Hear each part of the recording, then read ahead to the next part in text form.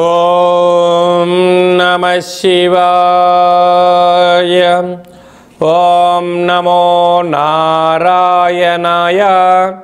కర్మ నివారణ నరదృష్టి నివారణ కాళభైరవాయ నమో నమః. ఓం కాళకాలాయ విద్మహే కాళాతీతాయ ధీమహి తన్నో నరదృష్టి నివారణ కాళభైరవ ప్రచోదయాత్. హరి ఓం. మా ఛానల్కి స్వాగతం. చూస్తున్న వీక్షకులకు ప్రేక్షకులకు ప్రియ కాళభైరవ భగవద్బంధులకి స్వాగతం పలుకుతూ మమ్మల్ని ఎంతగానో ఆదరిస్తూ ఉండబడినటువంటి ప్రియ సోదర సోదరీమణులకు జ్యోతిష్య అభిమానులకు సనాతన ధర్మ సంరక్షకులకు అందరికీ నూతన ఆంగ్ల సంవత్సర శుభాకాంక్షలు. 2026వ సంవత్సరం జనవరి నెల 1వ తారీఖు నుండి డిసెంబర్ నెల 31, 2026 సంవత్సరము అందరికీ నూతన ఆంగ్ల సంవత్సరానికి స్వాగతం పలుకుతూ ఈ 2026వ సంవత్సరంలో అందరికీ శుభాన్ని, జయాన్ని, ఐశ్వర్యాన్ని, ఆనందాన్ని ప్రసాదించాలని మనం మనసారా కోరుకుందాం. ఇక్కడ విశేషం ఏమిటయ్యా అనగా మనకు క్యాలెండర్ పంచాంగం చెప్పుకుంటున్నాం.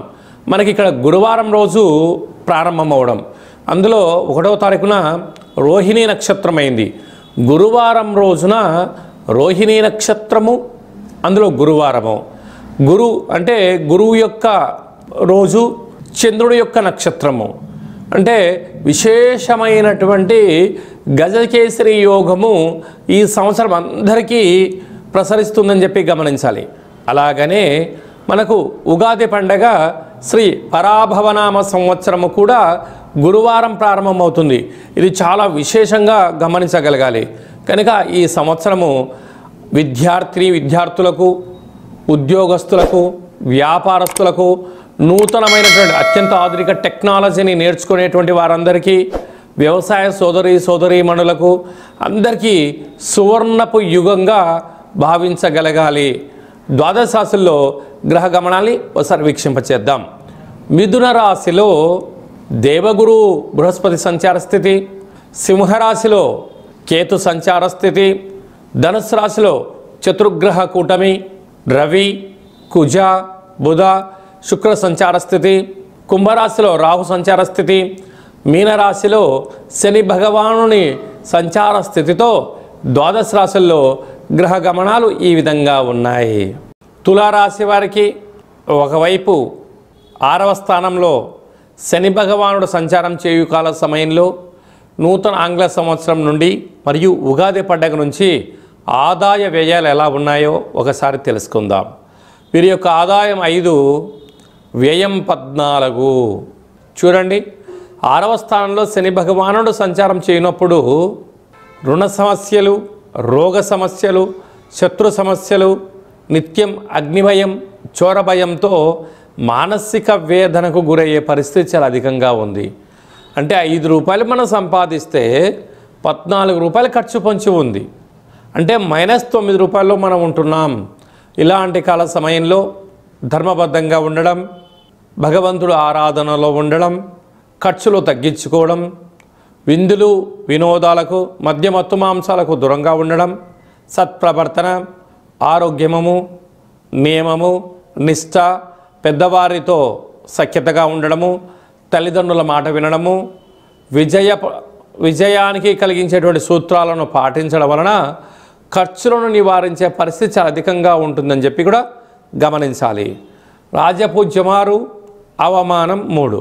ఇక్కడ అనేక మంది ఓహో మీ అంతటి వారు ఎవరు ఉండరండి, మీరు రాజుతో సమానము, దేవుడితో సమానము, మీరు వీరుడు, సూర్యుడు, చక్రవర్తులు అని చెప్పి మీ చుట్టూ అనేక మంది చేరి భజన చేసి మీ దగ్గర ఉండబడిన సమయాన్ని, ధనాన్ని, స్థిరచరాస్తులను తాకట్టు పెట్టించైనా తీసుకొని వెళ్తూ ఉంటారు.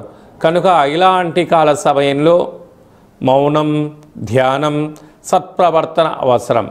ఇలాంటి కాల సమయంలో ప్రతి శుక్రవారం పూట వెంకటేశ్వర స్వామివారికి తులసిమాలను సమర్పించడం, ప్రతి శనివారం రోజున ఉపవాస దీక్షలో ఉండడం, సాఫ్ట్వేర్ ఉద్యోగస్తులు, హార్డ్వేర్ ఉద్యోగస్తులు, వ్యవసాయ సోదరీమణులు, గృహ భవన నిర్మాణ కార్యక్రమం చేసేటువంటి వారు సంపూర్ణమైనటువంటి అనాలోచనంగా ఉండకుండా నిత్యము అప్రమత్తత చాలా అవసరమని చెప్పి గమనించాలి.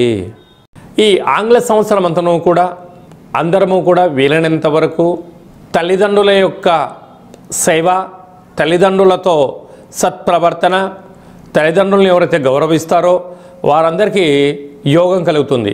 అలాగనే మనకు దత్తాత్రేయ స్వామి వారి యొక్క దర్శనం, ప్రతి గురువారం పూట శ్రీ మేధా దక్షిణామూర్తి స్వామివారిని స్మరణ, ప్రతి గురువారం రోజున మహాదేవుడికి రుద్రాభిషేకము, అలాగనే గానగాపుర దర్శనము, వీలైతే అరుణాచల క్షేత్ర స్వామివారి యొక్క దర్శనం ఎవరైతే చేసుకుంటారో ఈ సంవత్సరంలో పరిపూర్ణమైనటువంటి గురువు యొక్క ఆశీస్సులు కలిగి విద్యలో, ఉద్యోగంలో, ఐశ్వర్యంలో, వ్యాపారంలో కొదవ ఉండదు అని చెప్పి గమనించగలగాలి.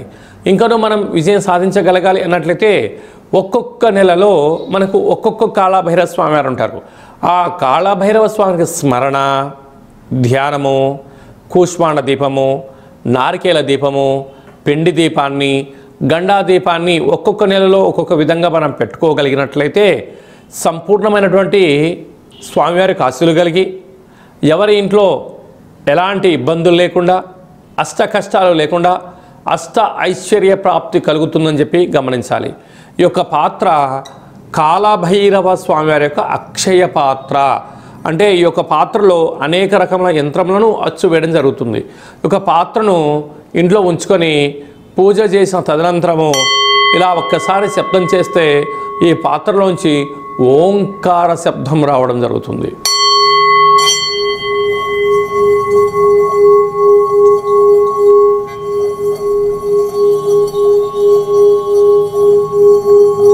ఈ ఓంకార శబ్ద ధ్వనితం వలన మనిషి శరీరంలో ఉండబడినటువంటి చక్రాలు వికసింపచేయడం, ఆనందం కలగడం, దురదృష్టం దూరం కావడం, అదృష్టం అద్భుతమైన యోగం కలిగి మనకు అనుకున్న అన్ని పనులు విజయం సాధించడం జరుగుతుంది. కనుక ఈ అక్షయ పాత్రను 2026వ సంవత్సరంలో ఇంట్లో ఉంచుకుందాం. కాళభైరవ స్వామిని స్మరణ చేద్దాం.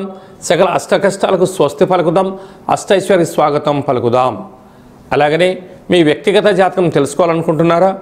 మీ యొక్క పేరు, పుట్టినటువంటి తేదీ, నెల, సంవత్సరం, పుట్టిన సమయం రాసి మీరు వాట్సాప్లో పంపించగలిగినట్లయితే 100 సంవత్సరముల జాతకాన్ని రాసి సవివరంగా సంపూర్ణంగా మీకు ఎక్స్ప్లెయిన్ అంటే ఉదాహరణగా చెప్పడం జరుగుతుంది.